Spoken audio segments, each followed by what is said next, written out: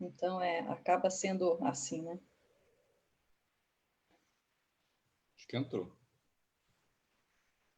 Acho que entrou também, só não está aparecendo ainda aqui no celular. No celular. No meu já está.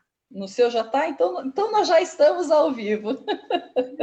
Que ótimo, então. Bom, boa noite para vocês três. Muito obrigada novamente por vocês terem aceito esse convite em nome da Abraroma, né, Associação Brasileira de Aromaterapia e Aromatologia. E esse projeto, que a gente chama de Diálogos Técnicos Científicos, visa aproximar um pouco a pesquisa, né, a pesquisa acadêmica, o saber acadêmico, o saber científico, dos aromaterapeutas e dos usuários de aromaterapia do modo geral. E esse tema da sustentabilidade, o cultivo de plantas aromáticas, né, medicinais, é um tema que sempre desperta bastante interesse, porque a gente sabe, né, ou pelo menos tem uma ideia de que toda vez que a gente está consumindo uma gota de óleo essencial, na verdade, lá dentro tem um monte de recurso natural, né, tem um monte de planta, um monte de matéria vegetal. Então, intuitivamente, a gente sabe que óleo essencial é uma matéria-prima muito preciosa. Então, é isso que nós vamos conversar hoje. Quero dar boas-vindas a vocês e quero pedir para que vocês se apresentem, para que as pessoas possam conhecer um pouco do trabalho que vocês desenvolvem, também do currículo acadêmico de vocês. Quem começa, por favor? Posso começar? Por favor. Meu nome é Lisiane Cadini Antunes de Moraes Pires, eu sou engenheira agrônoma, estou há 10 anos trabalhando na Itaipu Binacional, iniciei dentro de um projeto mais voltado para a agricultura orgânica e hoje estou trabalhando diretamente com uma ação que é voltada às plantas medicinais. Isso dentro de um contexto de cadeia produtiva, de valorização do saber popular, né? As inserções das plantas medicinais nas mais variadas formas. É isso. Tá ótimo. Quem agora? Posso ir, então. Boa noite a todos. Meu nome é Rômulo. Eu sou farmacêutico, cosmetólogo e hoje eu migrei para agronomia também, estou fazendo mestrado em produção vegetal na UTF-PR aqui em Pato Branco e também produzo alguns óleos essenciais aqui na nossa região. Sou o Kleber, eu sou farmacêutico, trabalho 20 anos já com plantas medicinais. Sou da área de tecnologia de alimentos, na realidade. E mais recentemente, mais ou menos uns 2 anos, a gente está na área de óleos essenciais, que é um segmento novo, tanto para a empresa como para mim, é uma experiência nova, são conceitos novos, são novos aprendizados e está sendo bem satisfatório. Tá ótimo, legal. Bom, deixa eu só alertá-los que pode ser que a gente ainda receba algumas pessoas da Abraroma, pode ser que cheguem atrasadas aqui, tá? Da diretoria da Abraroma, para poder somar no nosso papo. Bom, eu quero iniciar a nossa conversa trazendo alguns números para vocês, que certamente vocês já conhecem, mas para quem está em casa talvez seja a novidade. E esses números eu estou tirando desse livro aqui, que todo mundo também conhece, né? O Farmacognosia, da Cláudia Simões. Bom, ela diz aqui, então, quer dizer, se diz no livro aqui no capítulo 1, de que se reconhece cerca de 35 mil espécies de plantas dentro do Brasil, sendo que dessas, 55% são endêmicas, né? Mas talvez o número que seja mais, assim, alarmante é que na lista das espécies da flora brasileira que são ameaçadas de extinção, existem 2.100 espécies, sendo que dessas 2.000 praticamente são de angiospermas, 4 de gimnospermas, aonde a gente tem a questão da produção dos óleos essenciais, né? Então, assim, a sustentabilidade é um tema bastante amplo, a gente pode falar várias coisas, mas antes da gente entrar nessa questão sobre a riqueza genética, né, melhoramento das espécies, preservação das espécies, a questão do extrativismo, eu queria conversar com vocês sobre o tópico agrotóxicos, né? Porque eu acho que esse é um assunto que gera bastante dúvida entre os aromaterapeutas e usuários de aromaterapia. Quando a gente fala de agrotóxico, evidentemente que tem a preocupação do agrotóxico naquele meio onde a planta está sendo cultivada, né? E existe também a preocupação de nós consumirmos agrotóxicos, porque esses agrotóxicos, então, estariam nos óleos essenciais. Então, eu queria que a gente primeiro pudesse falar onde que estão esses agrotóxicos, se de fato estão nos óleos essenciais, se estão nos hidrolatos, e depois que a gente pudesse falar do agrotóxico enquanto né, esse poluente do meio ambiente que está produzindo plantas aromáticas e plantas medicinais. Pode ser? Ok. Então, vamos lá, quem começa? Posso começar assim, hoje eu até comentei já com a Maíra, eu fiz a questão do estudante, né? Deixa eu dar uma olhadinha o que tem de agrotóxico registrado para uso em planta medicinal no Brasil, né? E eu fiquei surpresa que lá no site do Ministério da Agricultura tem 11 plantas medicinais que elas têm produto registrado para uso. Mas são 11 plantas. E todas elas são plantas exóticas. A gente não tem nada para planta nativa. Então, quando a gente fala de resíduo de agrotóxico em óleo essencial, e se for de planta nativa, por exemplo, no Brasil, a gente vai estar falando de uso indevido de agrotóxico nessa cultura, porque não existe. Não, é proibido, porque não tem registro, então não pode ser feito, né? Então, pode ser a partir dessa forma ou pode ser a partir de deriva, né? Então, tipo assim, eu tenho um vizinho, né, que usa agrotóxico e pode ter tido deriva na produção, numa produção comercial. E aí a gente falar da contaminação em si. Mas também estive vendo que boa parte dos nossos óleos exportados, eles são oriundos de cítricos, né? E os cítricos, eles têm uma carga de agrotóxicos na produção. Então, eu acho que é importante, por isso que hoje no Codex Alimentar está lá, que tem que fazer as análises, né? É uma questão de cuidado até com quem vai estar utilizando o óleo, porque é um direito de quem vai utilizar o óleo saber se aquele óleo está contaminado ou não, né? Se ele tem um resíduo ou não. E cabe também a gente informar ou cada vez mais divulgar o próprio consumidor com relação a isso, né? Hoje no Brasil, com relação à estratégia para a produção de plantas medicinais, a gente tem um grupo já discutindo isso no Brasil, porque a legislação colocou que se for produzir plantas medicinais, tem lá um rol de produtos que precisam ser avaliados, mas isso tem um custo, né? Então, assim, a gente ainda não está sabendo como que vai distribuir, e talvez seja a forma interessante quem é certificado ou quem produz em sistemas florestais ou agroflorestais, ele fique isento, digamos, de fazer essa análise. Mas é tudo questão de a gente também estar avaliando, né? Mas realmente a gente precisa se preocupar, sim, mas se preocupar principalmente porque a gente está tendo uso ilegal de agrotóxicos em culturas que não têm registro. Isso eu achei bem importante, acho que é bem importante a gente ficar atento a isso também.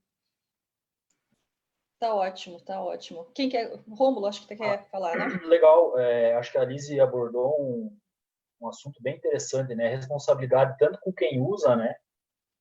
Os consumidores, né? Que querem um óleo essencial, né, de procedência garantida, mas também com o meio ambiente. Eu acho que essa questão, né, que ela acabou de abordar sobre deriva, né? Dos agrotóxicos, né? A gente foi perdendo essa ancestralidade que a gente tinha, assim, essa conexão holística com a terra, né? Porque o solo, a natureza, ela é um organismo vivo, né?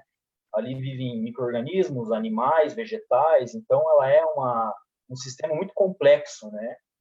E o que acontece? Esse sistema convencional, né, de uso de agrotóxicos, assim, com um uso muito exacerbado de agrotóxico, acabou fazendo mudanças em determinados ecossistemas que os mecanismos de renovação natural, né, que a Terra, né, que o planeta tem, em determinados locais ele não consegue mais se renovar.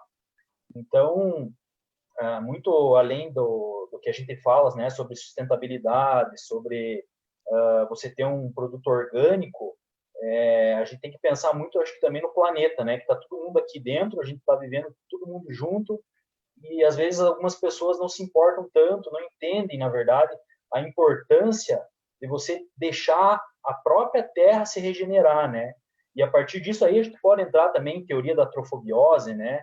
Que vegetais com muito, por exemplo, com muita adubação acabam ficando suscetíveis a ataques de patógenos, de insetos, né? Então, assim, acho que tudo que está bem regulado, tudo que está bem trabalhado, acaba estando em equilíbrio, né? E isso faz com que a gente tenha aí uma produção melhor, com consciência, né, ambiental, e com consciência também e responsabilidade para os nossos consumidores. Kleber, acho que você estava me comentando a respeito de cítricos hoje, né? Isso. Na realidade, assim, eu fiz o levantamento da presença do agrotóxico no óleo essencial, né? Aí eu achei um artigo publicado em 2015 na revista da Farmacopeia Europeia. E eles fizeram um levantamento assim, a amostragem bastante significativa, ela tem 127.517 casos, né? Eles levantaram isso num período de 8 anos, né? Então, isso foi de 2006 a 2013. Então, assim, desse total de quantidade de óleos analisados, apenas 1.150 foram positivos para agrotóxico. Isso representa 0,9%. Nós temos um universo que não tem quantidade de óleo essencial, né? Desses, na realidade, assim, a relevância é desses 0,9%, 0,3% seria assim acima do limite de uma dosagem que seria aceitável, né? Esse valor do aceitável, né? A ingestão diária aceitável não seria um referencial para óleo essencial e sim para planta medicinal que é utilizada como medicamento. Então, é um limite bastante interessante estar utilizando como parâmetro, né, de medida, por conta que é um produto com a finalidade medicamentosa, ou seja, ela vai tratar, ela vai ser ingerida, né? Então, acho que é bastante válida essa comparação que o pessoal fez. Então, desse total de amostras positivas, apenas 0,3% estava acima do limite. E, predominantemente, esses 0,3% cítricos. Tá? Até então, é o que eles falam. Então, os destilados, é bastante seguro a gente falar na questão dos destilados, né? O que a gente tem que ter mais preocupação mesmo são os cítricos, porque a cultura requer mesmo o uso de pesticidas, né? Isso é muito usado. E ele é obtido por compressão, né? Então, é a casca que né, ela é comprimida e você extrai esse óleo essencial dos cítricos de uma forma geral, né? Ela cita lá vários cítricos, né? Laranja, limão, mandarina, bergamota, né? Enfim. E daí, assim, essa questão da quantidade, então, eles são bem seguros de falar que o risco toxicológico é baixo, na realidade, né? Consumindo, porque quando você tem, a grande maioria não tem, né? A quantidade está abaixo dos limites considerados seguros para medicamentos. Então, você tem uma segurança de você, porque assim, a quantidade ingerida de óleo essencial é muito pequena. Então, você faz um cálculo. Então, a quantidade é muito infinitamente pequena numa dosagem que a gente vai consumir oralmente, diariamente, né? Então, está dentro dos valores seguros, na realidade, né? Essa que é a situação. E assim, eles não citam essa questão se é realmente das plantas, né? Do cítrico a gente sabe que a cultura usa, mas essa questão que a Lisiane falou, a deriva, né? A gente tem vetores que pode trazer, nós temos a água que carrega, nós temos o vento, né? O vizinho lá fez uma pulverização aérea, vai lá para a lavanda, né? Ou a cultura que tiver. Então, nós temos, assim, essa questão da deriva de outros ambientes que fornecem agrotóxicos para essa planta medicinal e aparece. Mas nesse estudo, assim, de grande amostragem, nos revela, né, que a quantidade presente de agrotóxicos ela é bem pequena, né? E mais predominante para os cítricos, né? Ok, quer dizer, a nossa preocupação não é enquanto, né, a ingestão do óleo essencial, mas sim realmente essa questão mais ampla que o Rômulo estava pontuando sobre a preservação do ambiente e tudo mais, né? Porque naquilo que se ingere mesmo é muito pouco, né? Pelo menos o que a gente ingere de agrotóxico na comida, essa sim deve nos preocupar, né? Com certeza a gente come mais na comida do que no óleo essencial. No óleo essencial. Diga, Lisiane. Não, Maíra, eu acho que é bem. Eu encontrei um outro artigo que também ele relatava mais essa questão de avaliação, né, dos óleos, mas olhando para o panorama brasileiro, né, assim, até de produção de medicinais, a gente já tem uma relação bem estruturada de que é uma cadeia para a produção orgânica, né? Então, se usa pouco, se usa agrotóxico, se usa muito pouco e são pouquíssimas culturas que são utilizadas. Mas utilizadas até aquelas que vão mais para condimento, né? Então, as condimentares em si. Mas isso revela, eu acho que isso também é uma questão mundial, né? E como a gente tem muita planta que é oriunda de ambiente de floresta, a chance de ela estar contaminada com agrotóxico é muito pequena, né? Então, a gente fala mais de uma preocupação, digamos, da relação do agrotóxico no ambiente como um todo, mas não de a gente falar assim, não, que os óleos, a gente tem um problema, ou que a gente está ingerindo através do óleo. Então, acho que esse dado que o Kleber mostrou, até mesmo porque é uma amostra muito grande, de vários anos, e eu acho que ela revela muito bem, acho que esse panorama, e que é um panorama até mundial, né? Então, assim, existe esse cuidado, essa preocupação, né, de que... Por quê? Porque a gente sabe que usando, né, qualquer outro... se você vai produzir o óleo, né, que você está querendo lá, um metabólico em si, você altera a rota se você coloca algum tipo de agrotóxico. Então, você talvez não tenha um produto final que é aquele desejado, né? Então, acho que existe muito já esse cuidado no setor produtivo, né, com relação a isso. E quando a gente fala daquilo que é oriundo de produto não madeireiro, que é oriundo de extrativismo, a gente já está um tanto quanto isento com relação ao agrotóxico em si. Percebi. Agora, deixa eu até te perguntar, Rômulo, de repente você já engata aí, já fala, tá? Mas vocês acham que, por exemplo, essa preocupação que se tem na cadeia produtiva de plantas medicinais, porque quando a gente fala de óleo essencial, ok, é planta aromática com uma finalidade medicinal, mas a gente sabe que boa parte do mercado de aromaterapia é abastecido pela produção de fragrância, né? Então, são aquelas culturas que você tem, né, para te abastecer um mercado de óleos essenciais que vão ser usados na cosmética, né? Enfim, nessa cadeia produtiva, né, do setor de fragrância, será que essa preocupação é uma preocupação existente? Eu não sei se vocês teriam dados, porque evidentemente é uma cadeia diferente daquelas que vocês atuam, né? Mas se puderem contribuir com algumas ideias, seria interessante. O metabolismo secundário, ele é a gente parece simples, né? Você, quando vai extrair um óleo essencial, você sabe que ele está lá nos pelos glandulares, nos tricomas, né? Células secretoras. Parece que é muito simples, né? Mas, na verdade, é um mecanismo, assim, é um microcosmos, né? A gente brinca aqui na faculdade que é um microcosmos, ele está regulado por inúmeras enzimas, né? Então, a gente pode falar, por exemplo, de uma planta que a gente trabalha aqui, que é a Artemisia annua, né? Quando eles começaram a trabalhar com a Artemisia annua contra a malária, várias plantas, a maioria das plantas, elas tinham em torno de 0,2% de artemisinina, né? E com esse trabalho intensivo de melhoramento genético, de diferenças fenológicas, né? Só de você mudar a condição de solo, condição de plantio, e com melhoramento, é claro, isso daí já foi para 1,2, 1,3, né? Já é sabido que a produção de artemisinina em bioreator não é viável. E a artemisinina ainda continua sendo um dos medicamentos mais utilizados contra a malária no planeta, né? E não pode ser caro, porque a malária afeta geralmente regiões mais pobres, né? Principalmente a África. Então, se eu não me engano, segundo a Organização Mundial da Saúde, você não pode passar de 1,5 dólares a dose, né, da malária. Então, o que acontece? Você não pode exceder esse valor, né? Então, por isso que é muito importante esse trabalho em cima das medicinais, né? Na parte do flavor e de fragrâncias, né?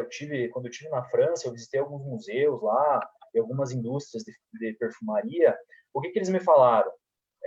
Falaram, Rômulo, você imagina, né? Num ano a gente tem lá um patchouli, por exemplo, que sofreu lá uma incidência de chuva muito maior do que no ano anterior. Vai estar completamente diferente o perfil fitoquímico dela do que no ano que passou. Aí, se a gente formula um produto né, um perfume, para alguma pessoa que só compra esse perfume, a gente vai usar um óleo essencial que vai estar diferente, vai dar diferença no produto final.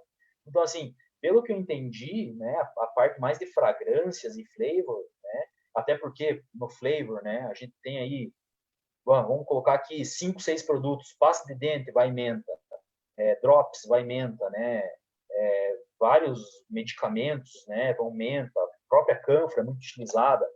Assim, tem muita coisa que eu acho que naturalmente, para todo esse povo que a gente tem hoje no planeta, fica um pouquinho difícil você produzir tudo de fonte natural, né?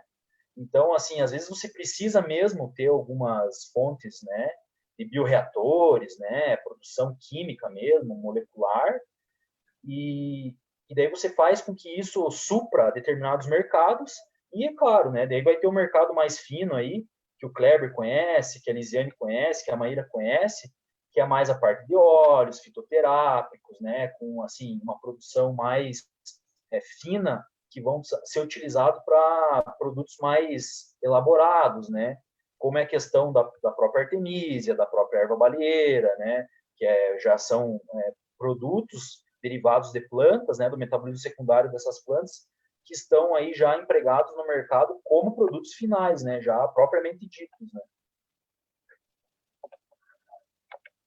Tá certo. E deixa eu pegar um gancho que você falou um pouquinho sobre essa questão de melhoramento.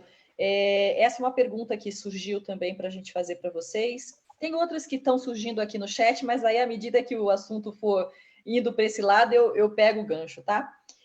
Melhoramento de plantas aromáticas, né, para a produção de óleos essenciais. Isso acaba prejudicando, sim, não, quanto à preservação das matrizes silvestres. E aí eu acho que é até legal a gente pontuar o que é melhoramento genético, porque também tem, né, a transgenia e tal, então, né, é interessante a gente poder pontuar o que é uma coisa e o que é outra. Sim. Não sei se o Kleber quer falar. Kleber? Porque, assim, é um assunto bem da agronomia, se você quiser, que eu até vi, você falou de melhoramento, né? Não, tranquilo. Eu entendo um básico, assim, de melhoramento, né? Por exemplo, guardar sementes é um melhoramento clássico, na realidade, né? Mas produção de estacas, né? Produção de multiplicação de uma planta através de estacas. Eu acho que, assim, com relação ao melhoramento, né, todo melhorista, ele precisa de uma base, né? Então, o melhorista por si, quando ele vai fazer uma nova variedade, ele vai atrás do quê? O que eu tenho de diversidade na base natural? Então, por exemplo, se hoje a gente for fazer uma variedade de copaíba, né? Eu já tenho lá a copaíba, né? A espécie copaífera, né? Copaíba Langsdorff, né? Que eu acho que é o nome científico dela. Aí eu vou querer desenvolver uma variedade. O que a gente vai? A gente vai buscar a diversidade genética que existe, em especial dentro da mesma espécie, né? Como se eu pegasse, sei lá, são várias famílias, né? Que vão ter daquela árvore, e eu vou buscar quem são os indivíduos diferentes, seja morfologicamente, seja por padrões químicos, seja geneticamente. Então, hoje a gente já tem várias formas para a gente poder identificar o quão diverso são essas populações. Identificado isso, eu passo a dizer, não, eu tenho esse indivíduo, ele tem a folha maior, ou esse aqui tem um lenho de um jeito, produz uma resina dessa forma, e daí eu faço um cruzamento, que é o mesmo que vai acontecer na natureza, que é um cruzamento natural, e a partir disso eu tiro os filhos. Esses filhos vão segregar, é como uma mãe, ela pode ter 5 filhos, nascerão 5 filhos, um diferente dos outros, se não forem gêmeos univitelinos, né? Mas eles serão diferentes. E a partir desses filhos, a gente acaba fazendo a seleção daquelas características que para a gente é mais importante, né? Isso para o melhorista. Então, no melhoramento, a gente precisa sempre de uma base ampla. Quanto mais ampla for essa base, mais diversidade ou mais indivíduos diversos a gente consegue ter ao longo dos anos de melhoramento, né? Então, quando a gente olha hoje para os materiais que existem, por exemplo, a gente vê assim, isso dentro da agronomia, né? Então, sai milho, sai soja, sempre está saindo variedades novas. Mas o que eles têm? Eles têm uma ampla base até de ancestrais passados, onde eles buscam a resistência a isso, porte dessa forma, né? A capacidade dela de produção de massa foliar. Então, isso tudo são características que a gente vai juntando. Quando a gente fala do melhoramento por si, ele não traz, digamos, nenhum malefício. O que a gente precisa tomar cuidado é com a inserção desses materiais num ambiente que seja um ambiente natural. Por quê? Porque se ele for um indivíduo que ele for, digamos assim, com uma capacidade de reprodução ou maior, ou que sua característica se mantenha ou se perpetue ao longo do tempo, ele vai suprimir aqueles outros indivíduos.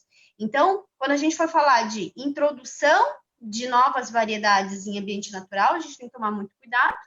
E se a gente for fazer um plantio comercial, também a gente fala cuidado com relação à proximidade a esses indivíduos que foram as matrizes. Mas não existe, digamos assim, uma depressão, né? Então, a gente tem que sempre tomar cuidado. Então, hoje, quando a gente fala das criações dos bancos genéticos que existem no mundo, que existem nos países, é justamente para que a gente mantenha, né, esse material, para que quando a gente precisa, a gente consiga resgatar eles e introduzir num programa de melhoramento. Então, não existe um malefício, né? É diferente de quando eu falo de uma transgenia, né? Na transgenia, a gente pode, sim, fazer com que o indivíduo produza mais aquele princípio, ou que ele consiga produzir mais óleo essencial. Ele produzia, sei lá, 0,2%, passou a produzir 1%, né? A gente consegue fazer isso na transgenia. Mas o que eu faço? Eu faço a introdução de genes que não pertencem nem necessariamente àquela espécie. Às vezes vem de uma bactéria, vem de uma alga, né? Vem um pedacinho de cada um e a gente constrói e joga lá dentro e faz com que a fabriquinha do DNA dela expresse isso e a gente tenha a produção.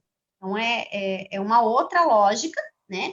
Que por melhoramento convencional, talvez demorasse milhares e milhares e milhares e muitos e milhares de anos para que isso pudesse acontecer, né? Até mesmo porque a gente não fala uma relação direta de um indivíduo que seja um micro-organismo com um organismo superior, né? Mas o melhorista por si, ele se preocupa muito com essa base, né? Agora depende depois do manejo, né? A introdução, a conservação, eu acho que isso que a gente precisa ficar bem atento. Uhum. Tá ótimo. Kleber, você quer complementar? Até sobre essa questão de transgenia, interesse econômico?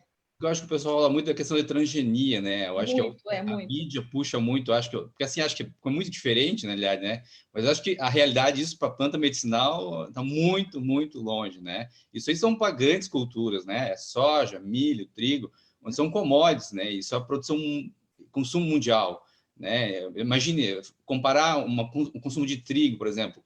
Quantas pessoas comem pão à volta do mundo por dia? Então, a necessidade de trigo realmente é uma necessidade mundial. Então, planta medicinal, quantas pessoas consomem óleo essencial, né? Realmente. E em volumes, né? Não, né? Então, assim, a realidade, acho que transgenia não se aplica, acho que em um tempo tão breve. Acho que a gente não vai estar aqui para ver isso. Uhum. Na realidade, é essa a verdade. Agora, o melhoramento, como a Lisiane falou, quando eu quero, né? Se eu tenho cruzamento, né, por exemplo, algumas espécies, ou mesmo obtenho híbridos, na realidade, né, você tem uma variabilidade, então você pode, a mãe, né, vai gerar filhos diferentes, né, eu tenho sementes, né, agora se eu faço multiplicação a partir de explantes, né, ou parte da planta, né, então eu faço uma multiplicação e aí sim eu vou ter um filho igual à matriz, né, realmente é uma planta que é igual, vamos assim dizer, né? Isso a gente chama de clone, mas às vezes a palavra clone pode assustar um pouco, mas é uma multiplicação, na realidade, né? Eu tenho uma nova planta igual à planta matriz ou à planta mãe, né? Então, eu acho que é melhor não usar essas palavras muito da transgenia, né? Clones, né? Aliás, É porque é um clone, mas nesse caso, né? Não, Maíra, eu até brinco, porque às vezes a gente recebe muita senhorinha, né? E quando a gente fala nesse processo de propagação, em especial clonagem, né? Eu falo assim, mas vocês fazem clonagem sempre, porque quando chega lá, né, a minguante de maio, e vão fazer as mudas de roseira, cada pedacinho que vocês cortam lá é um clone, né? Porque está repetindo, é o mesmo material. Então, é questão de adaptação mesmo dos termos, né? Mas as pessoas acabam se assustando ainda. Deixa eu fazer uma pergunta aqui, transmitir para vocês a pergunta da Daiane da Rosa, que está nos assistindo. Obrigada, Daiana, da sua pergunta, que talvez tenha a ver aqui com o nosso assunto. Ela faz a seguinte questão: monocultura ou consórcio de plantas, qual seria a melhor estratégia para as plantas bioativas, que no caso, né, produzem óleos essenciais? Depende. Depende, tudo depende. Depende das estratégias utilizadas, né? A gente já tem muito estudo, já tem muito estudo básico, né, da interação, né, de policultivos em faixas, né, você trabalhar com espécies consorciadas em faixas ou às vezes dentro dos mesmos canteiros. Mas quando a gente fala numa escala um pouco maior, assim, quando a gente fala assim, a escala do óleo, por exemplo, ela é uma escala grande, porque a gente fala depois, num rendimento, eu preciso de muita massa para você ter um rendimento pequeno. Então, para você operacionalizar esse sistema de cultivo e para você ter um rendimento favorável, até mesmo pelo processo, para você facilitar que você tenha processo de mecanização, que diminua esforço, mão de obra, né? O cultivo, né? Um cultivo só ele favorece. Você pode ter vários talhões, várias espécies, mas talhões específicos daquela determinada espécie. Isso acaba facilitando, digamos, na questão do cultivo em si. Lisiane, desculpa, talhões. Você pode explicar, por favor? Talhão, você falou talhões, Talhão é um pedaço de terra. Tá ótimo. Eu pego a propriedade, né? Olho para ela e é assim um quadradinho ali que eu escolhi, né? Um pedacinho dela que eu escolhi. Ali eu vou plantar hortelã. Nesse outro talho. plantar alecrim, né? Então, esse quadradinho, como se fosse uma colcha de retalhos, olhando de cima a propriedade, a gente chama de talhão, né? Então, eu vou acabar dividindo ela por unidades produtivas.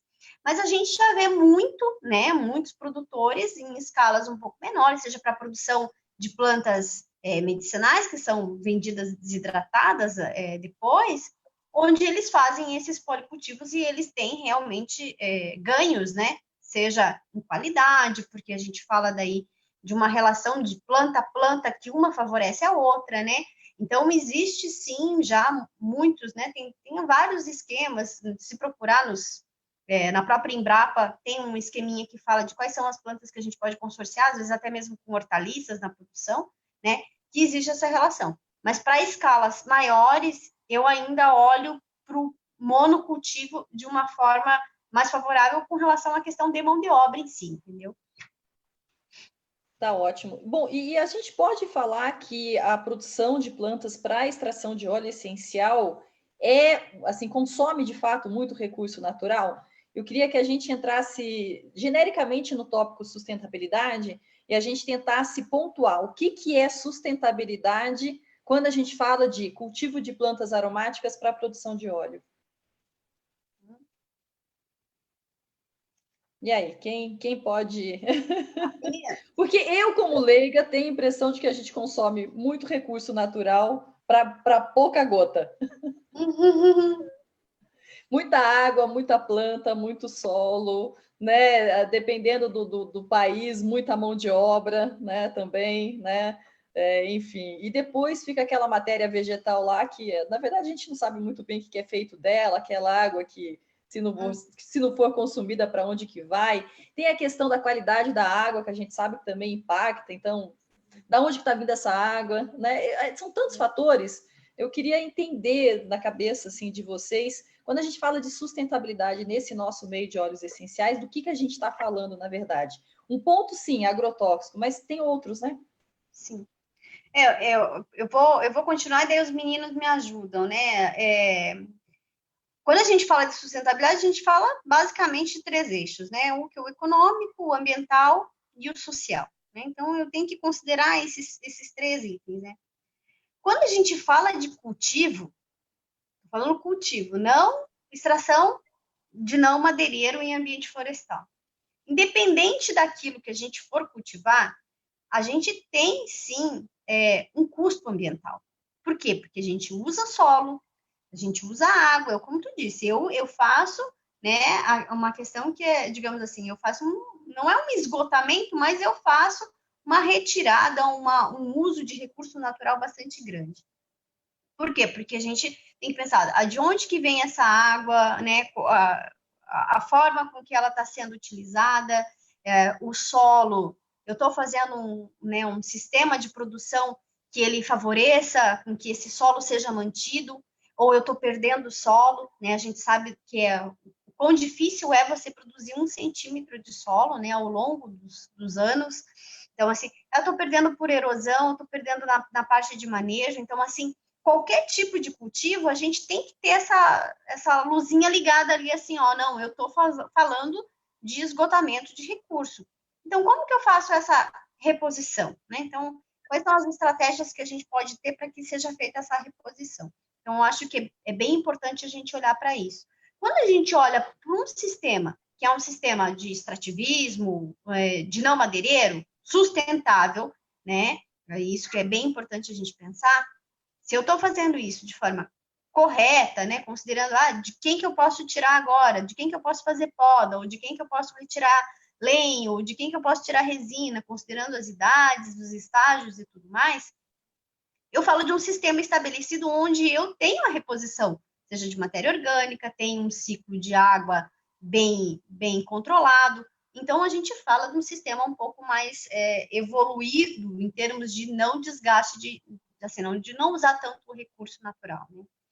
Mas a gente tem que olhar que hoje, como eu falei, eu falo de sustentabilidade, mas eu vou olhar lá algo social. E o social quem que é? É o homem na jogada, né? O homem, a mulher, né? Mas é o ser humano na jogada. Qual que é a relação dele? Eu sou o produtor, né? Então, assim, produtor, agricultor, ou eu sou pertencente a uma comunidade que trabalha com a extração, né? Sou um extrativista, um floresteiro, né? Então, assim, qual que é essa relação dele? Porque hoje, esse indivíduo, na cadeia, ele é o que está passando pelos piores problemas. Por quê? Porque ele que é mal pago. Então, ele não recebe, digamos, o valor, né, nem perto do que é o produto final. Então, assim, essa relação que a gente tem com esse primeiro indivíduo da cadeia, ela é muito ruim, ela não é bem estabelecida. Então, não existe uma valorização desse ser, né? Então, isso a gente também tem que considerar dentro do aspecto produtivo, né? E o outro é com relação ao econômico, né? Então, assim, eu preciso que não é que, assim, eu preciso manter e fazer com que esse mercado seja justo para todos que estão na cadeia. Então, o que produz, ou o que extrai, o que se mantém lá, quanto para aquele que está no processo primário, no processo secundário, e aquele que vai estar fazendo a venda, e também aquele que está consumindo, para ele pagar também um preço justo por isso.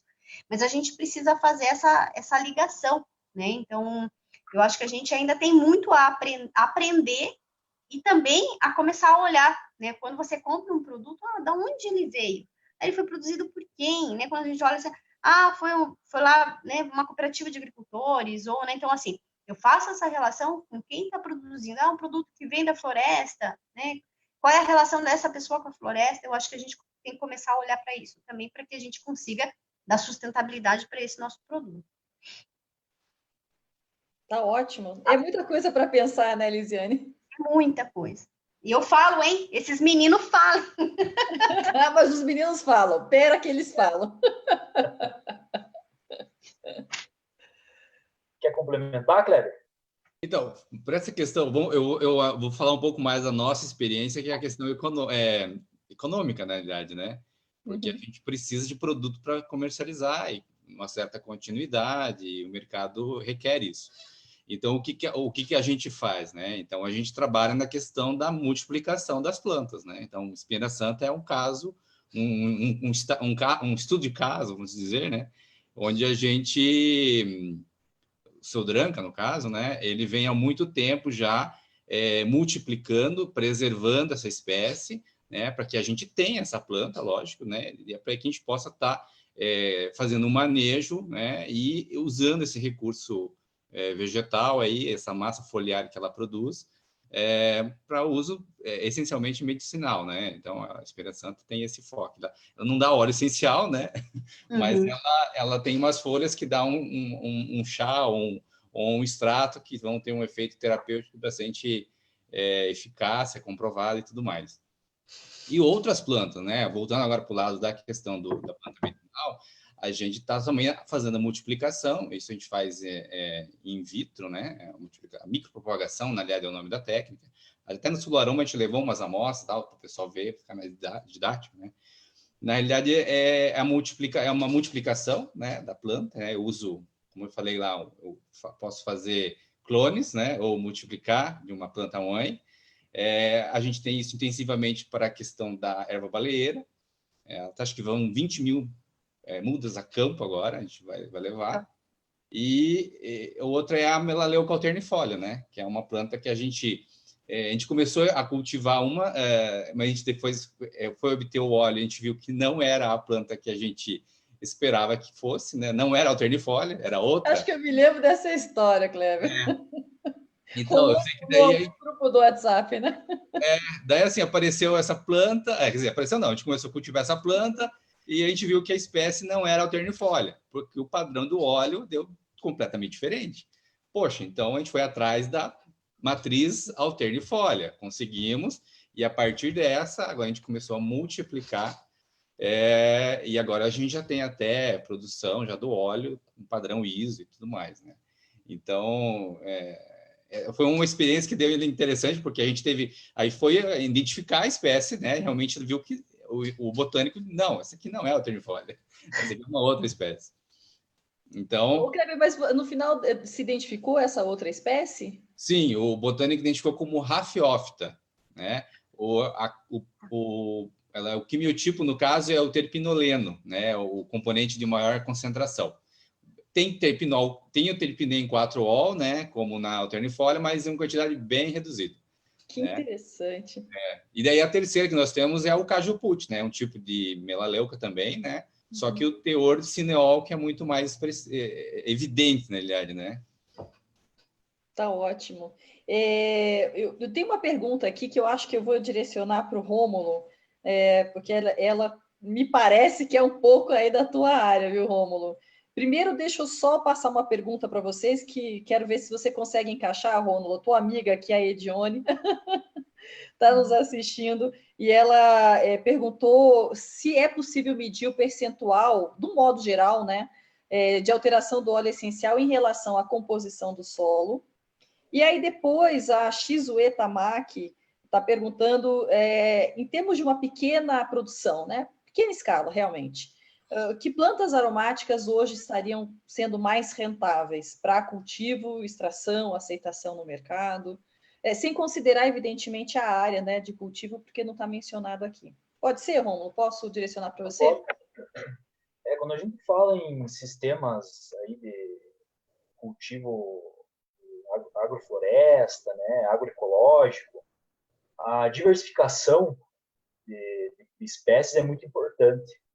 Você consegue ter, numa área pequena, diversos tipos de produtos diferentes, que se você, às vezes, não consegue se adequar com um, não consegue fazer a venda, né, você tem ali algum outro produto que possa estar sendo vendável naquele momento, né. Até antes o Kleber falou sobre a questão do trigo, né? Quantas pessoas comem pão todos os dias ao redor do mundo, né? Então, assim, vale a pena investir em melhoramento genético do trigo ou da melaleuca, né? Então, assim, o pessoal ainda não entende, né? Por que não é investido tanto recurso nessa melhoria de plantas medicinais, né? Justamente por isso, né? A gente tem aí, às vezes, um mercado bem volátil, que às vezes está vendendo, às vezes não está vendendo.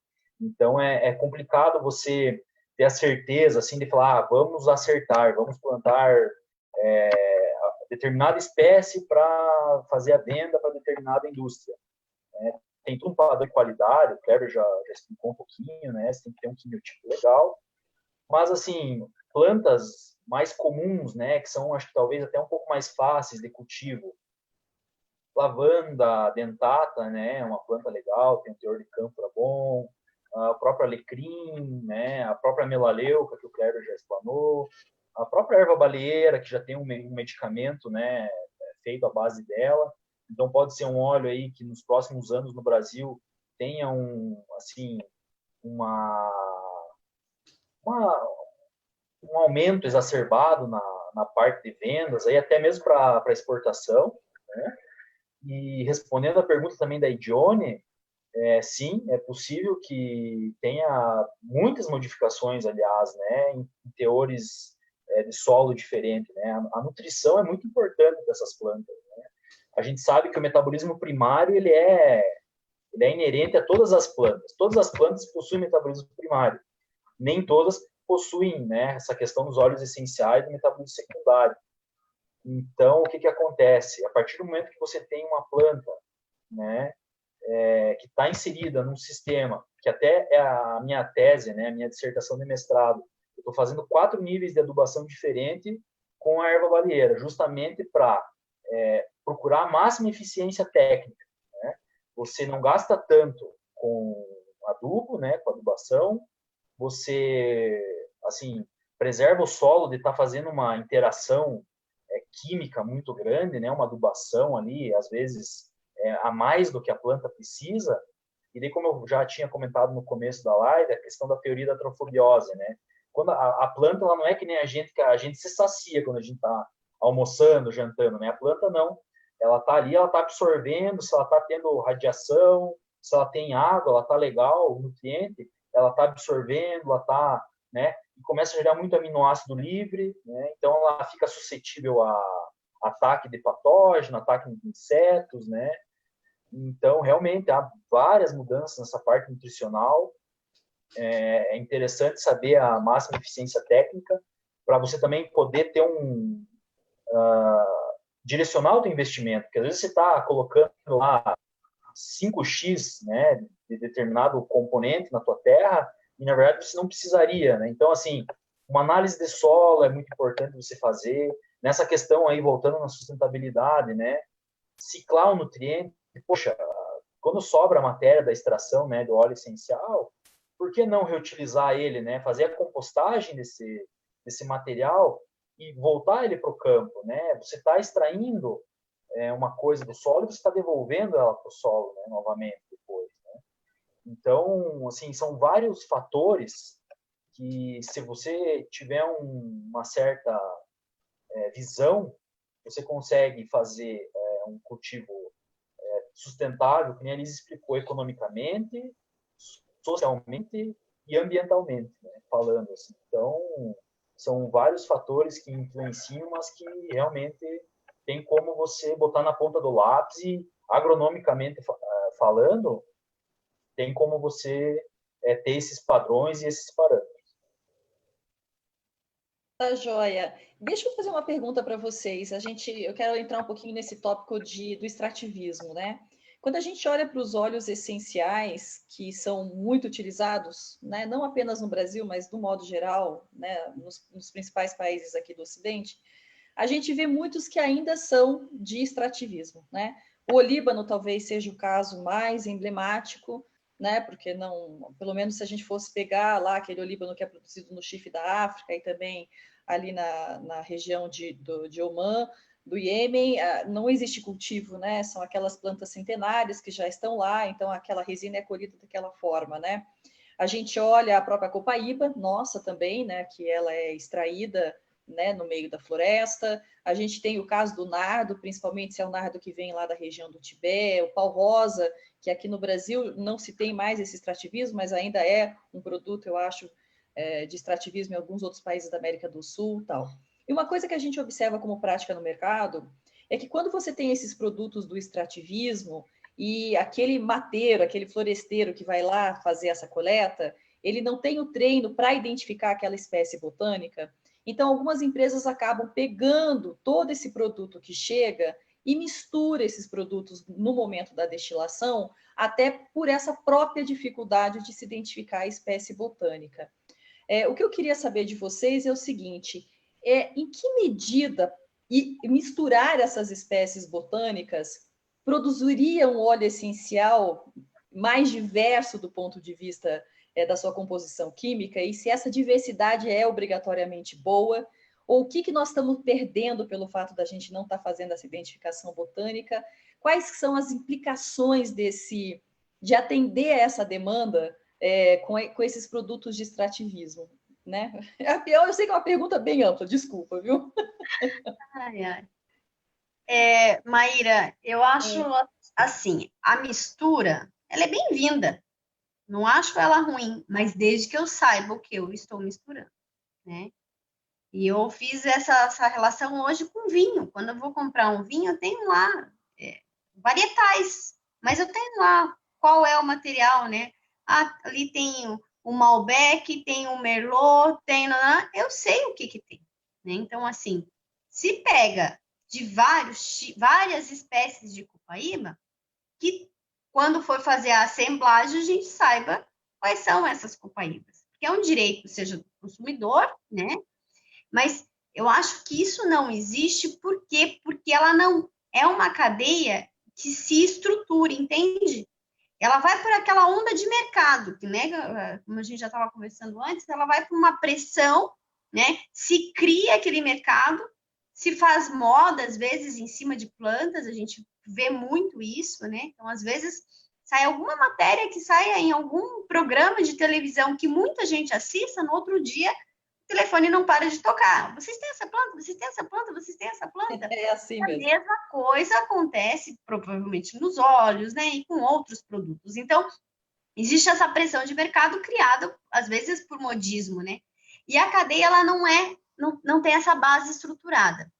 Quando a gente fala de botânica, né? Então, daí a gente fica mais desesperado ainda. Por quê? Porque por não ter essa estruturação, não tem identificação da matriz, não sabe se realmente aquela planta é aquela planta. Então, se você tem isso estruturado, a gente olhar, né, o modelo perfeito seria o quê? Identificamos as copaíbas. Ótimo. Vamos marcar essas copaíbas, essas aqui, elas serão aquelas que nós vamos retirar a resina. Qual é a época correta que a gente precisa tirar? Mas eu tenho isso marcado e eu tenho esse floresteiro, né, essa pessoa que vai tirar a resina, treinada, né?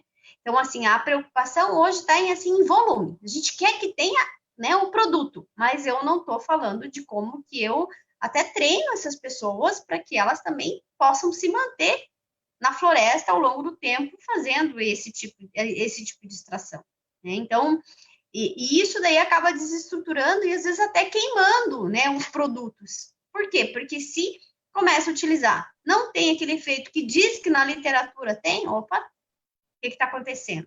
Mas é porque a gente não sabe o que tem de mistura. Sim, então, assim, sim, isso com certeza você levantou um ponto bem importante mesmo, porque os consumidores, eles são motivados, como você falou, às vezes por um paper que foi divulgado na mídia, aí o mercado corre atrás de atender, só que entrega um produto que seja uma mistura ou que não seja, que não exatamente, né? Que não vai trazer aquele efeito terapêutico, e aí, às vezes, toda uma cadeia acaba ruindo por conta disso. A aromaterapia não funciona, a fitoterapia não funciona, e por aí vai, né? Então, assim, a gente não conseguiu se organizar de uma forma com que, não, eu garanto um produto final, né? E eu usei esse exemplo do vinho porque ele é muito marcante no mundo inteiro, né? Então, assim, como que eles conseguiram se estruturar dessa forma para que conseguisse chegar? Então, tem as premiações, né, do melhor vinho do ano, né? Tem misturas, tem materiais que são exclusivos de uma determinada... Mas, assim, eu estruturei uma cadeia. E cabe a gente agora fazer esse dever de casa, né? A gente tem que copiar aquilo que é bom para os outros, né? Aquilo que deu certo. Então, assim, mas a gente precisa pensar realmente em qualificação. É qualificação de todos os elos da cadeia produtiva, seja ela de cultivo ou seja ela de extrativismo. O extrativismo é uma coisa bem delicada de se falar, eu acho, né? Às vezes a gente acha que não identificou porque deu preguiça, porque, né? Mas a gente sabe que para a pessoa que está lá colhendo, que está no dia a dia, né? Carregando lá a resina nas costas ou as folhas, né? A gente sabe que é uma barra, né? Então, assim, muitas vezes também há muita confusão na questão do nome popular das plantas. Às vezes assim, é aquele erro que a gente não quer errar, mas erra, né? O erro sem querer. Então, realmente, é uma coisa muito complicada de se falar sobre extrativismo, né? Acho que a Elisiane colocou bem a questão da uva, né? O vinho é um exemplo, assim, de uma planta que já está bem estabelecida, né?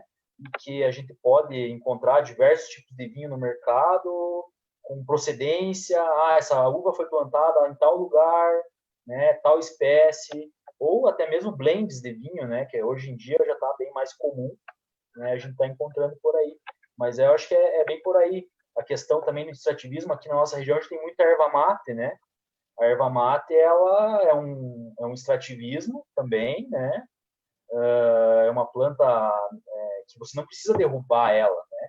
Então, a partir do momento que você está fazendo a colheita, e são pessoas que fazem colheita, que estão lá colhendo a erva mate, desde que assim, a gente se conhece por gente aqui, então eles olham para a árvore e falam, opa, essa árvore foi colhida há 2 anos atrás. Se a gente colher ela de novo, talvez ela não tenha força para se regenerar. Então, assim, acho que tem que ter muita... É por isso que tem que valorizar, né, quem está no começo dessa cadeia.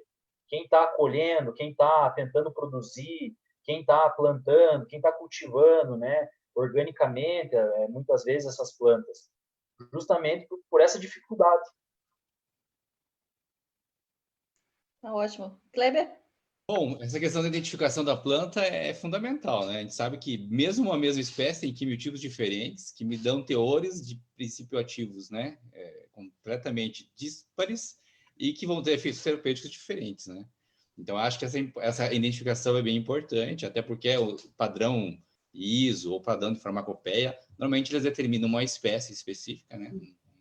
De planta, e ali eu tenho um padrão de identidade de qualidade que normalmente, falando de mercado, né, não só interno, mas como externo, né, exige um padrão, né, e às vezes você não consegue atingir determinados mercados porque você tem um quimiotipo diferente do padrão requerido, ou né, aquela demanda está querendo, né, está exigindo, na realidade. Essa questão até achei interessante essa questão do extrativismo, que eu peguei e fui dar uma pesquisada, e achei uns cadernos técnicos em parceria, Ministério do Meio Ambiente e Ministério da Agricultura, do MAPA, onde eles têm publicados uma coleção de cadernos técnicos, né, sobre a questão das boas práticas para o extrativismo sustentável orgânico. Então, eles têm alguns cadernos, eu até vi, tinha de Castanha do Brasil, Baru, Andiroba, Buriti, mais recentemente foi publicado de Feira Santa, né, 2017, esse. Então, e ali eles colocam, então existem várias legislações, decretos, instruções normativas que regulamentam essa questão do extrativismo sustentável. Então, assim, já que ele vai existir, então vamos fazer de uma forma consciente, né, para que a gente consiga usar esse recurso de uma maneira regrada, né, para que a gente faça o uso do recurso, essa pessoa, esse floresteiro, esse mateiro, ele consiga ter uma subsistência, né, ele consegue ter um sustento a partir disso, mas de uma forma racional, consciente, para que ele consiga ter isso por muitos e muito tempo, na realidade, né. Então, até essa questão tem diretrizes que estabelecem como que deve ser feito esse extrativismo sustentável e que a gente tenha o manejo, a conservação desses recursos naturais para que a gente não tenha isso perdido, na realidade, né? Claro. A gente estava comentando, né, que, quer dizer, a demanda do mercado sempre está na frente da legislação, né? Verdade. A legislação ela vai correndo atrás, tentando consertar o estrago, só que às vezes o estrago ele já não é permanente, né? Exatamente. E essa demanda do mercado hoje por natural, né? Bem, o nosso mercado, ok, nosso mercado é assumidamente natural, mas a gente percebe que o consumidor comum está querendo a fragrância natural naquele perfume dele, naquele cosmético, né? Está querendo aquele flavor natural, né? Na sua bebida, né? No seu alimento, tal. E eu, assim, de fora, é uma coisa que eu acho que quando a gente fala de sustentabilidade, a gente tem duas maneiras de reagir. Quem é leigo? Vocês que são especialistas, vocês reagem de uma maneira informada que nunca vai para os extremos, nem para o extremo da preocupação e nem para o extremo do oba-oba. Mas nós que somos leigos, a gente, às vezes, fica oscilando. Ou você acha que está tudo perdido, né? E, de fato, estamos na sexta extinção. Ou então a gente fica assim, não, mas tem muita terra no planeta, calma que as coisas não são assim. A gente fica um pouco oscilando. E toda vez que eu penso na produção de plantas para a extração de óleo essencial, me bate sempre aquela preocupação. Mas será que tem terra para isso? Quer dizer, esse mercado não para de crescer, e todo mundo quer aroma natural, quer fragrância natural, e a gente tem que plantar, né, comida, né? Quer dizer, para onde que vai esse futuro do óleo essencial? Para que tecnologia que vai sustentar essa demanda crescente? Vai estar no campo, vai estar no laboratório, é bactéria que vai estar começando a produzir óleo essencial. Aí nós vamos ter que quebrar o paradigma do natural, né? O dia que os óleos essenciais forem produzidos por bactérias. É a plantação vertical.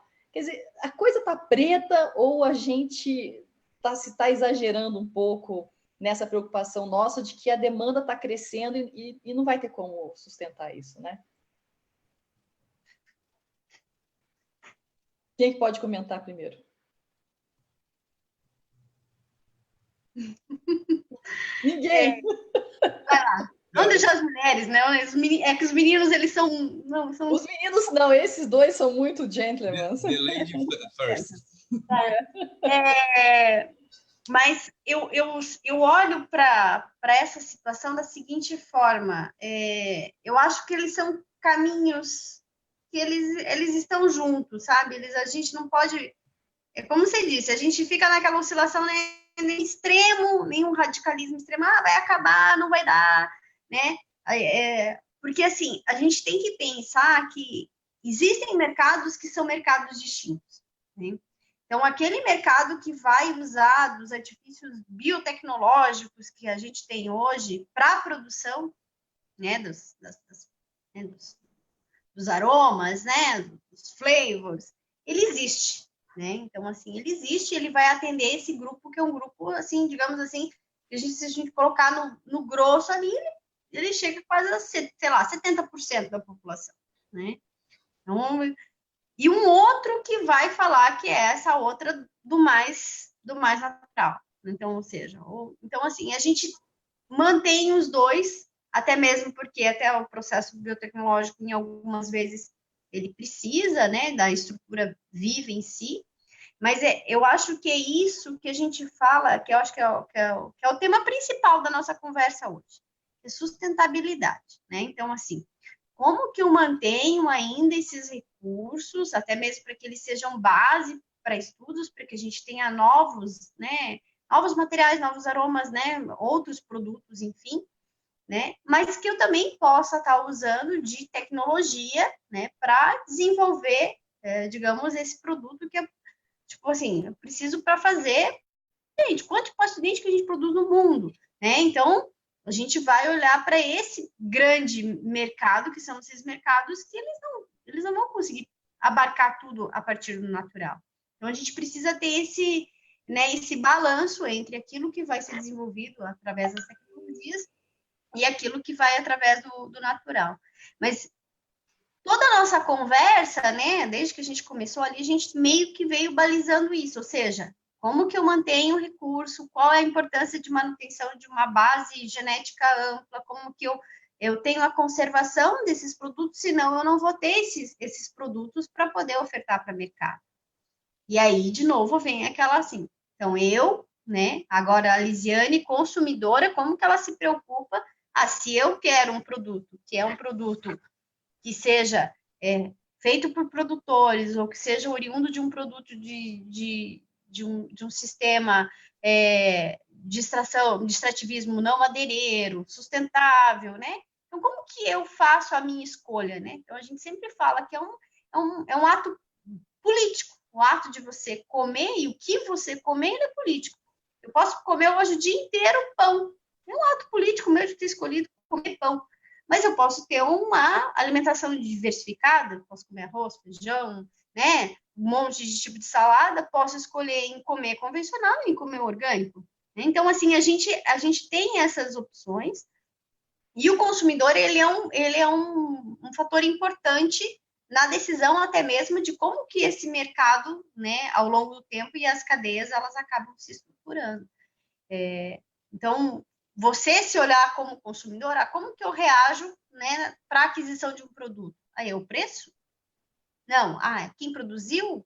Como foi produzido? Onde foi produzido? Né? Como que você faz essa localização, né? Até os produtos não madeireiros, acho que até o Kleber comentou aí das cartilhas, tem todo um mapeamento, né, dessas cadeias produtivas ao longo do Brasil, de como que elas estão estruturadas. Tem um pessoal que já tem até aplicativo. Você comprou a castanha lá na Alemanha, se saiu do Brasil, você sabe, foi o Sebastião da Silva, lá da comunidade de tal lugar, que fez a coleta. Então, já existe um rastreamento, né?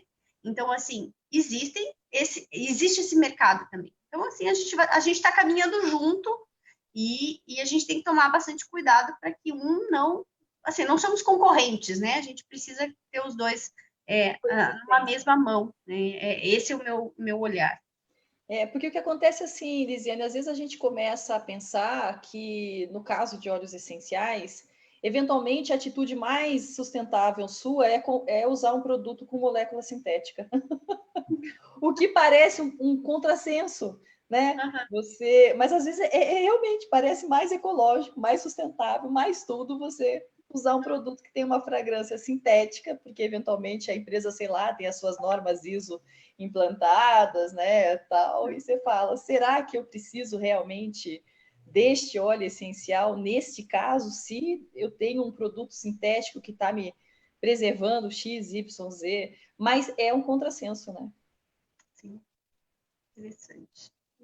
Meninos, agora já é mais ou menos assim, fala final para a gente encerrar, porque a gente está chegando aqui nos finalmente. Depois eu quero dar um alô para o pessoal que está aqui. Nós não vamos conseguir responder todas as perguntas, mas aí depois eu convido vocês 4 a responderem pessoalmente algumas perguntas, se vocês se sentirem à vontade. E se tiverem tempo, evidentemente, que eu sei que a agenda de vocês é muito, muito cheia, né?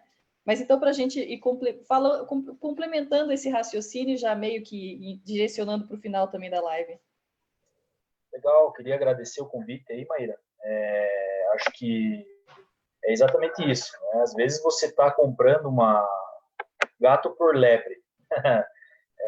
Tem que cuidar muito. Hoje em dia a sustentabilidade está na moda.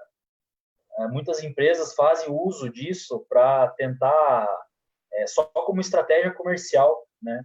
Não como estratégia de preservação, né? Legítima, exato. O greenwash, né, Rômulo? Isso, exato. Então, aquela questão até que foi colocado, né? Teve, acho que foi a Young Living, não lembro, que foi multada por causa do pau rosa, enfim, milhões de dólares em multas, né? O pau rosa que estava vindo do Peru, eles estavam fazendo a lavagem dele numa fazenda no Equador, e o nardo que vinha do Tibete, eles estavam, aí eu já não me lembro onde que eles estavam fazendo essa lavagem, esse greenwash, né? E aí, aí de fato, acho que o FBI conduziu as investigações e a multa parece... A última vez que eu li, eu peguei, faz nem pouco tempo que eu entrei lá no site do FBI, e depois entrei lá no site, não sei se foi da FDA, a multa era 40 milhões, alguma coisa nesse sentido, né? Justamente. Então, se veja, uma das empresas aí que, né, teoricamente conceituada, joga um marketing extremamente naturalista, sustentável na rede, e eles estão contrabandeando óleo essencial, né? Então, assim, coisa para a gente ficar de olho, né? Várias marcas, produtores pequenos, né, que estão aí tentando entrar no mercado, que às vezes tem, assim, não tem uma gama tão grande de produtos, mas que tem uma responsabilidade ambiental, cultural, né, preservam esses saberes, né, das pessoas que estão cultivando e conduzindo, né, esses plantios, de forma muito mais clara, de forma muito mais responsável. Então, acho que a gente veio pautando isso desde o começo da nossa live e fica a dica aí para todo mundo que está nos assistindo, para que fiquem de olho, né? Não custa a gente saber um pouquinho mais quem está produzindo, por que está produzindo, quando que começou a produzir, como, né? acho que é interessante a gente ter um rastreamento mesmo disso para aí futuramente não acontecer, não ter esses fatos, né, tipo um contrabando, né? Fora inúmeras outras coisas aí que a gente pode citar, né, NCM, por exemplo, né, que a gente tem uma nomenclatura comum do Mercosul, que a gente tem para óleo essencial aí menos de 30, se eu não me engano, no Ministério do Comércio Exterior, e a gente sabe que a gente produz muito mais óleo do que isso, né? Então, a erva baleeira, que o Kleber já comentou, né, que está puxando a produção hoje ali, não tem NCM definido, então você pode vender lá óleo de girassol numa garrafa, ou você vende lá óleo de baleeira e diz que é óleo de girassol. Quem é que vai saber que não é óleo de erva baleeira ou que é óleo de pau rosa, né? Então aí fica até a questão das práticas públicas aí, talvez monitoramento muito mais severo para esse tipo de produto, que a gente sabe que tem um valor agregado alto, né? E que pode gerar esse tipo de contrabando, ou até mesmo falsificação, né? Então, mais uma vez, obrigado pelo convite. Precisando, estamos aí. Bom, essa questão é um pouco essa questão do dilema, né? Aí, a gente está falando de extrativismo às vezes predatório e não sustentável, né? Então, assim, às vezes aquela Lisiane até comentou lá no começo, às vezes quem está ganhando, quem está sendo explorado é né, a pessoa que faz a coleta, que faz o floresteiro, e que, na realidade, ele é impulsionado a isso, porque às vezes ele tem a sua sobrevivência daquele extrativismo, né? Mas, na realidade, assim, é alguém maior, poderoso, que está fazendo exercendo esse poder sobre essa pessoa que, às vezes, é uma forma de sobrevivência, né? Então, aí cai naquele dilema, né? Tipo, se eu consumir esse tipo de produto, eu estou financiando esse abuso, na realidade, né? E aí eu estou acabando com é um ciclo, né? Aí o meu recurso vegetal está sendo extorquido, roubado, levado embora, né?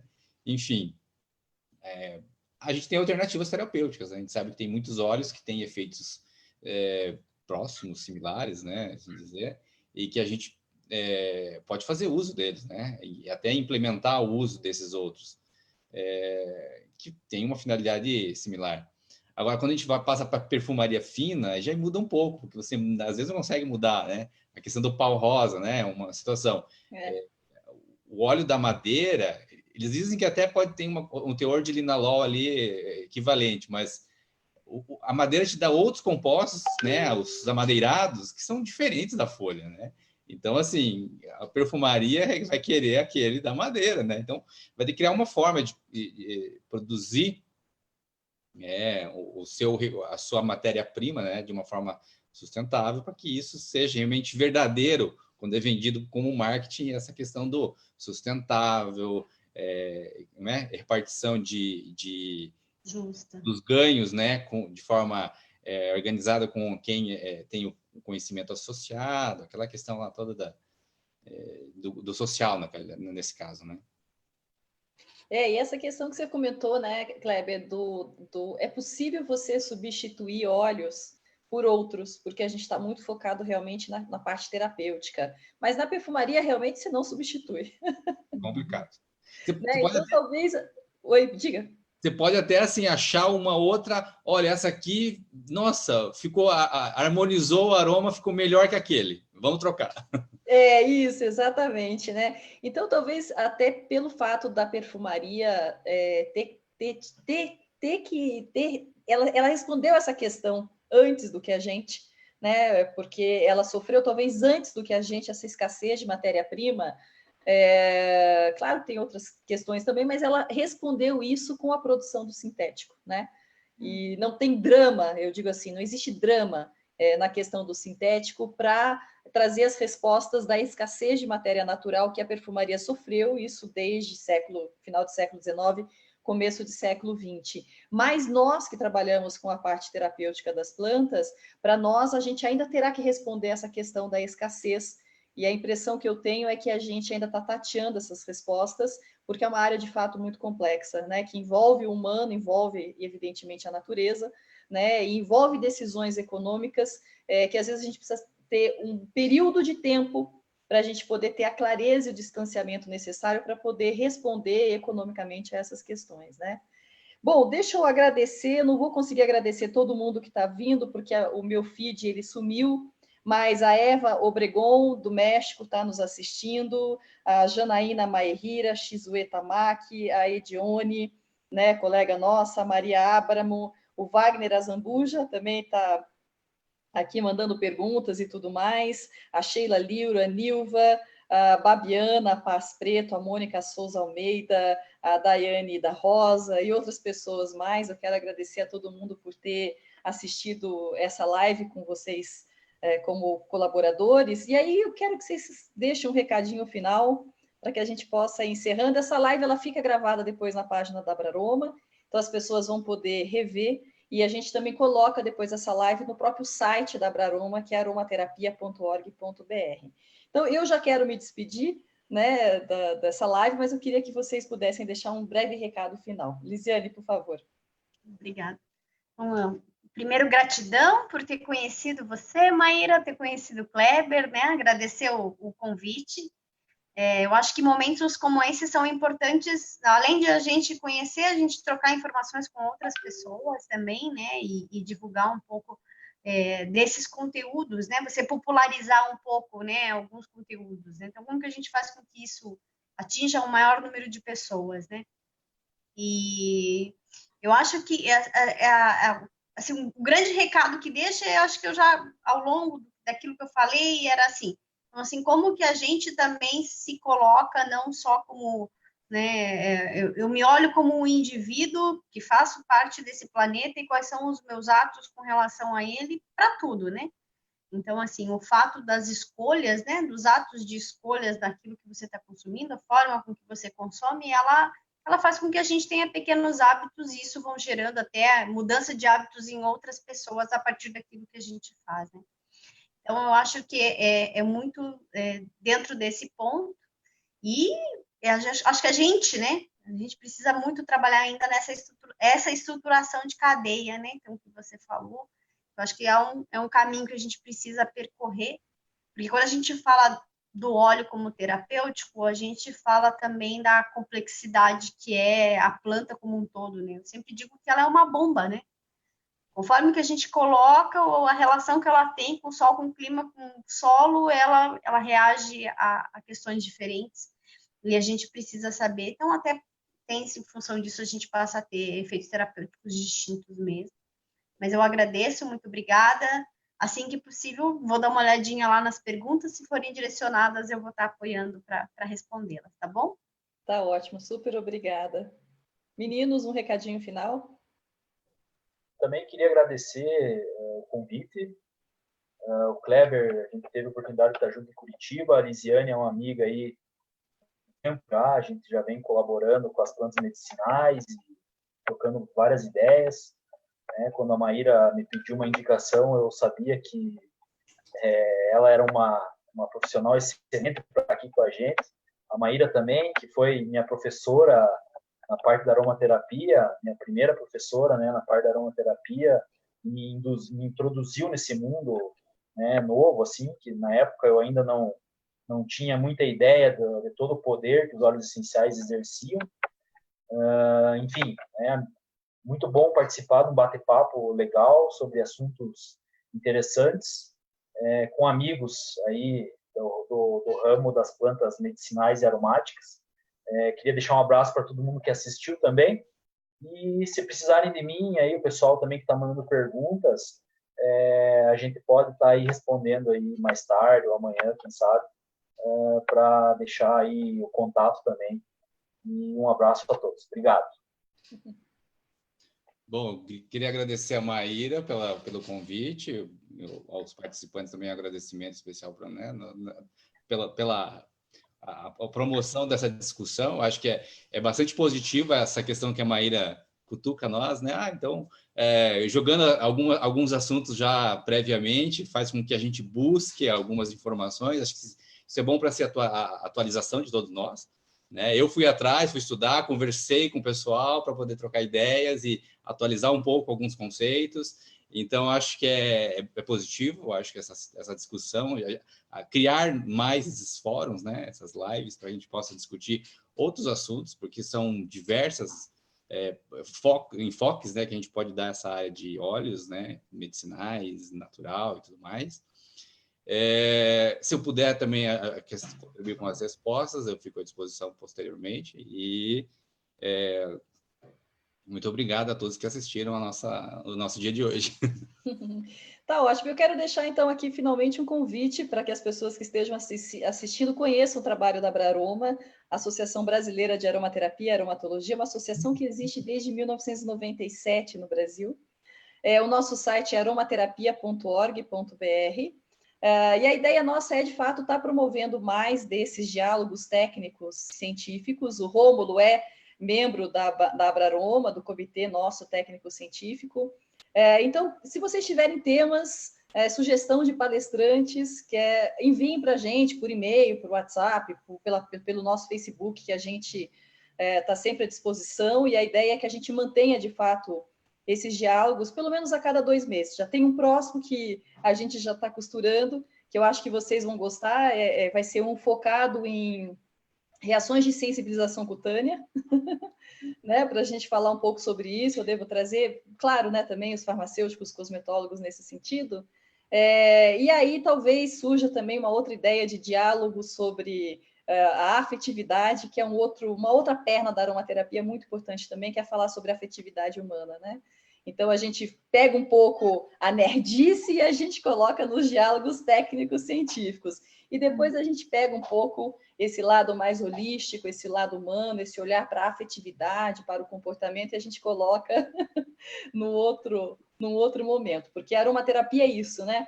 A aromaterapia é a junção dessas duas facetas, né, do conhecimento, o conhecimento sobre o humano e o conhecimento sobre a natureza como ela é dada. Tá joia? Então tá bom. Boa noite para todos vocês. Até. Valeu.